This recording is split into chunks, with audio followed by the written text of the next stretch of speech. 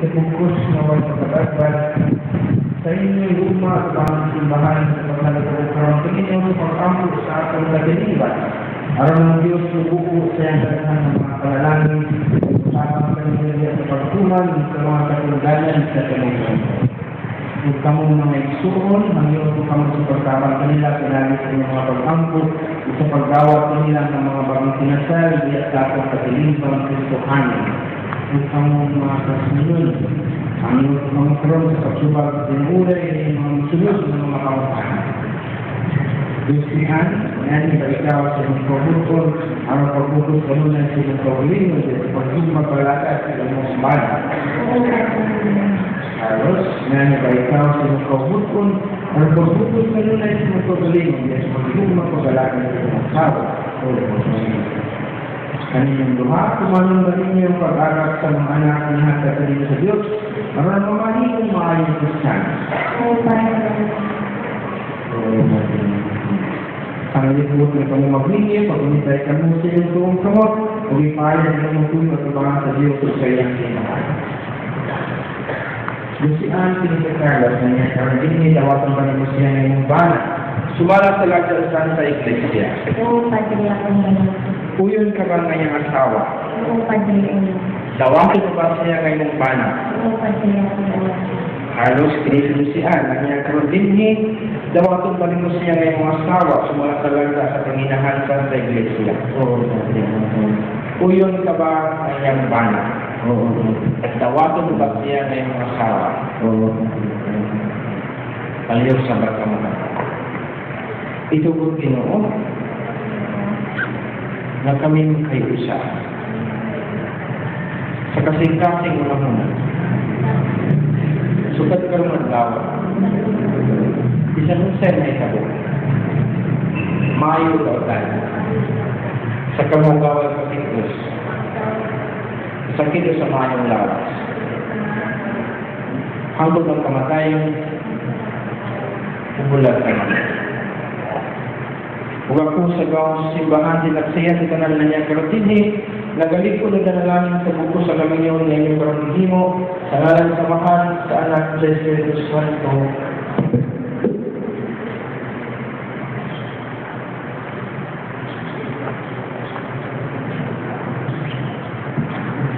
Akong padalangin na inyong mga sinsing o karas.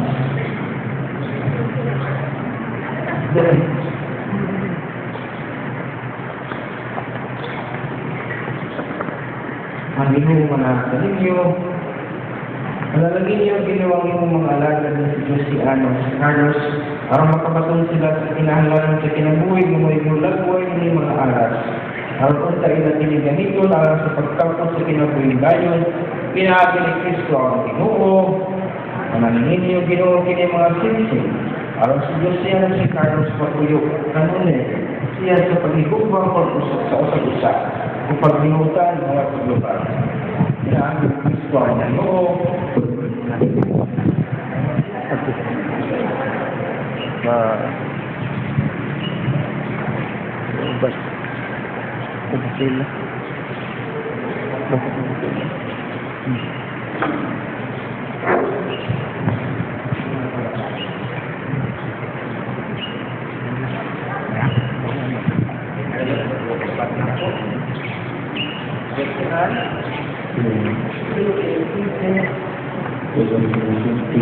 Pag-igugma, pagtulong sa ninyo. Alam sa mahal. Alam. Kung sa Espiritu Santo.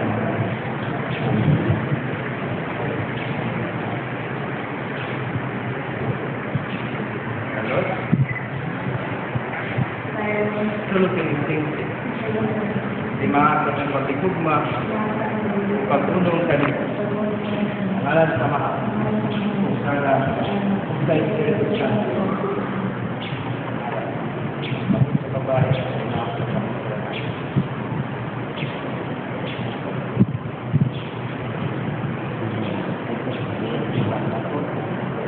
Nag-aantay kanino, hining mga masaling sa paghalag sa akong kaugalingon, alang sa iyong kayo, sa ngalan sa mahal, sana Sa Espiritu Santo. Ako kayong tabas. Ako po naman. Mga isyong ni Kristo at ang silang hatagan sa mga pagpakpak ang aming lakunin Linggo ang kanan.